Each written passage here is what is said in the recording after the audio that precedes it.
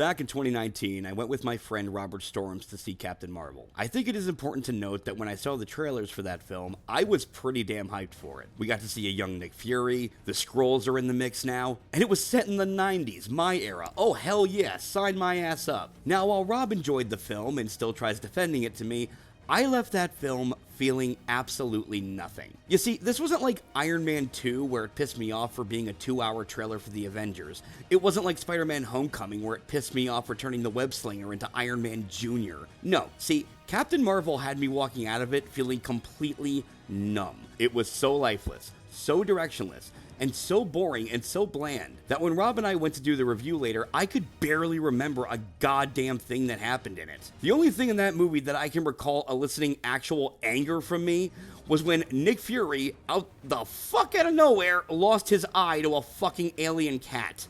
Really? That's how he lost his eye? Fuck you. But yeah, the rest of the movie was just a slog. A paint-by-numbers exercise in cinematic mediocrity that I still struggle to remember much of it. And guys, I rewatched it the other night for this video. I still can't remember shit about it. Who the fuck is this person? Why do I care about any of this?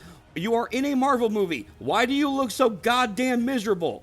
And for the love of God, how is it that I can literally sum up the hero's entire arc with a Chumbawamba song? I get knocked down, but I get up again. You're never gonna keep me down. I get knocked down, but I get up again. You're never gonna keep me down. Yeah, case in point, not a fan of Captain Marvel. Then we had WandaVision. The show reintroduced us to Monica Rambeau, the young child from Captain Marvel, who was now a full-grown adult working for the government. Now, overall, I did enjoy some of WandaVision, even if it really did not stick the landing for me.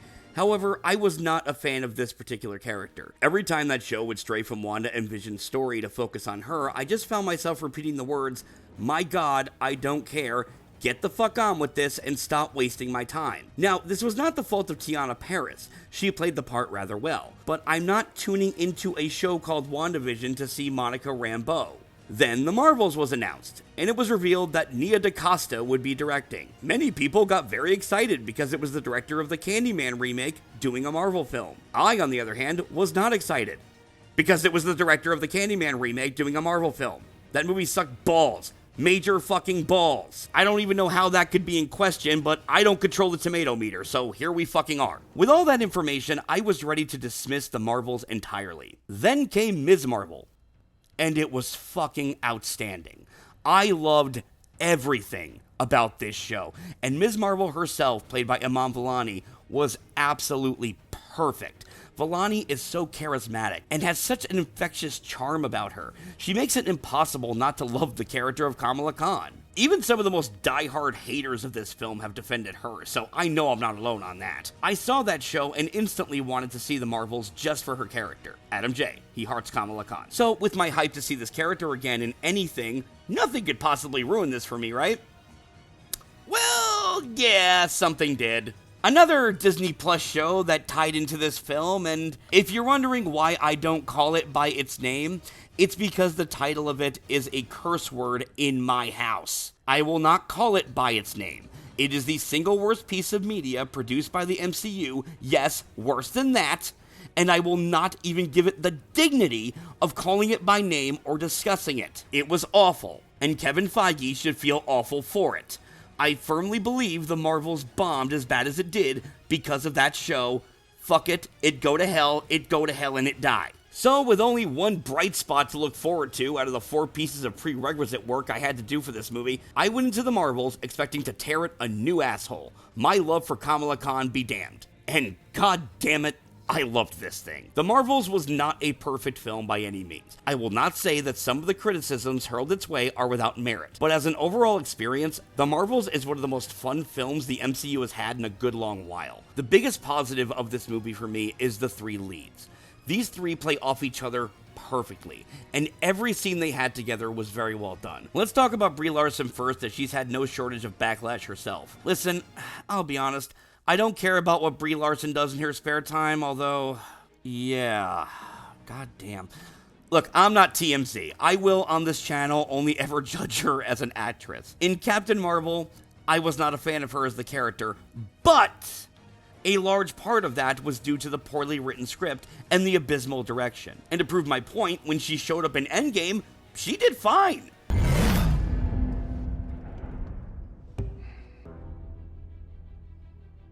I like this one.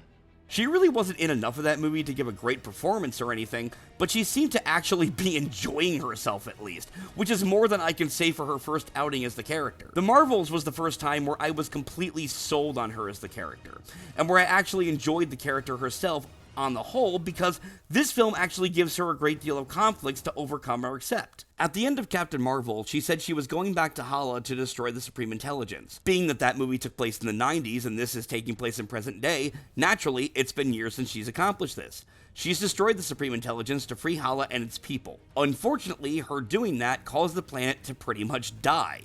She thought she was saving them, but over time, it seems as though she marked them for death. The oceans dried up, the planet's sun is dying, the plant life is almost non-existent, and the people of Hala can barely breathe the air. This is why the villain is doing what she's doing in the movie, but we'll get to that in a bit. What I loved about this is that it shows that even doing the right thing as a hero, or what you believe is the right thing, can have dire consequences.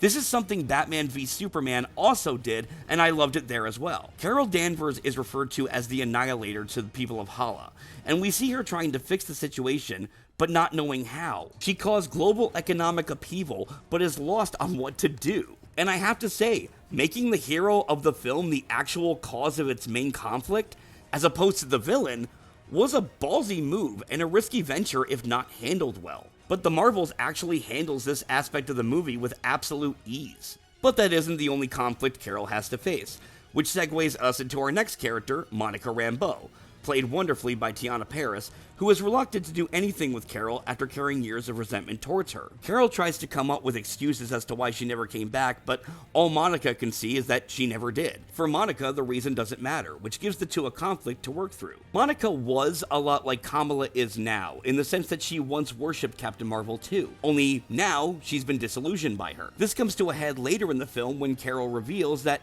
her reasoning for not coming back wasn't just because she was trying to fix the problems she caused. She didn't want Monica to see what she'd become. She wanted Monica to see her as a hero, not the Annihilator. She didn't want the person who looked up to her the most to see what she became. This not only helps resolve the conflict, but makes Carol a much more relatable character. How many of us have hidden parts of who we are just so the ones that we love don't see that side of us? Everything with Carol and Monica, while not perfect, does pay off well in the end, when it's Monica who was unable to come back this time. It's sad and tragic, and I'm really hoping Avengers Doomsday does something with it, because fuck you if you cast all the original X-Men and then don't follow this up. I'm just saying, I didn't see her at Comic-Con, I'm getting a little worried, guys. That leads us into Kamala, who I've already established was my main reason for seeing this in the first place. And once again, Iman Vellani just crushed it. I love these three as an ensemble here, don't get me wrong, but Vellani just steals the damn movie. She is wild, she is funny, her laugh and fangirl nature is just infectious throughout the film. There was not a moment with this character on screen that I didn't love. Iman Vellani as Ms. Marvel is one of my favorite MCU characters, period. Her show was enough to grant her that title, but her role in this movie was like icing on the cake. For a woman who had never been in a movie until now, Vellani plays off everybody perfectly. Her little reactions in the film felt so genuine. The way her face lights up like a Christmas tree when she finds out Captain Marvel was in her home. I'm sorry, how can you not smile at that? But the character isn't just played for laughs and fangirl moments. They actually take the character and her relationships with Carol and Monica very seriously. Now, there's this scene where she's trying to save some Skrulls as the planet is collapsing around them. Watch this reaction. Oh, this is sweetie. No, how could Kamala now? Here? We need to save who we can. That, right there, was perfect and hits home the main theme of this film. Even the ones we look up to the most aren't perfect. Captain Marvel, the person Kamala worships like a god, just told her to let people die to save the ones they already had, which, as sad and heartbreaking as it was the right call to make. Even the heroes have to make the tough decisions sometimes. It's sad, but it's true. So yeah, I really have nothing negative to say about the three main leads. They carry the movie effortlessly, and honestly, it kind of breaks my heart in a way. This movie bombed so hard that I'll probably never see these three together again. I know I'm like one of two people on this earth who actually cares, but it still sucks, man. Now let's talk about something else that has been a proverbial punching bag for the critics in regards to this movie, the villain. Dar-Ben, played by Zawe Ashton. Now, I will admit there are times in the movie where her performance does come off as a tad flat. Certainly could have used a few more takes in a few more areas, so that criticism I get. What I simply can't agree with are the criticisms that she's not a good character and not a good villain. Some of the best villains we see in comics and even comic book related movies are those who feel they are the heroes of their own story. They don't see themselves as the villain and have legitimate justifications for what they are doing, no matter how extreme they go about their plans. Magneto and Thanos are two that certainly come to mind here. And no, I'm not saying Dar-Ben is on par with them, but I am saying the motivations are very similar. Dar-Ben isn't doing what she's doing for world domination. She's not doing it solely to be out for blood. She's not doing this for the sake of being evil, or because she's crazy, or because she was in a lab accident, or any of that shit. Everything she does in this movie is to save her planet from dying. At one point in the film, she's told that the quantum bands could kill her, and she's willing to make that sacrifice for her people. To Dar-Ben, she's the hero here, trying to save her race and fix the mess that Captain Marvel caused. This was a villain created by the actions of the hero. But Adam, she's willing to destroy all these other civilizations to do it. Kinda screws the whole thing up. Is she though? I mean, she offers the Skrulls a permanent home on Hala before Captain Marvel screwed that up. The planet where she steals that water has plenty of it to spare, as it's 90% water. The only civilization she intends to actually ruin is Earth by stealing the power of its sun and putting Captain Marvel through everything she put them through. An eye for an eye. Yes, these civilizations were all chosen because Captain Marvel was connected to them in some way, shape, or form. Dar-Ben certainly does have a slight revenge angle there, but the revenge is just a bonus. Overall, her main goal is just to save her world. So yeah, I reject the notion that this is not a good villain. She's a great villain. Zawe Ashton's performance may not have been as iconic as Thanos or even Loki. Fun fact, she's actually married to Tom Hiddleston.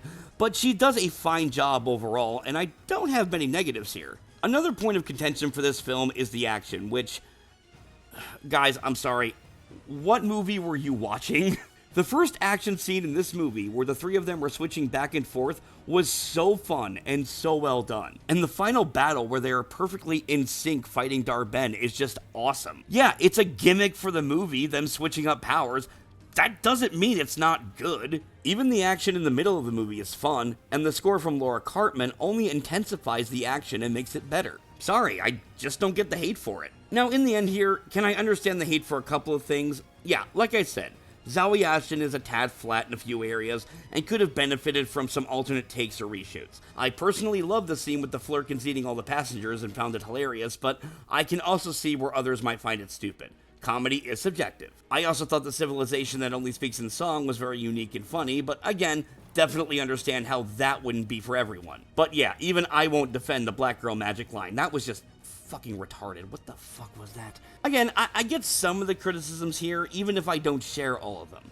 This isn't like Quantumania, where I don't understand why people are hating on it so much, or like Guardians 3, where I feel people aren't criticizing it enough. Still, I feel the problems with the Marvels are very few and far between, and I don't think it's given enough credit.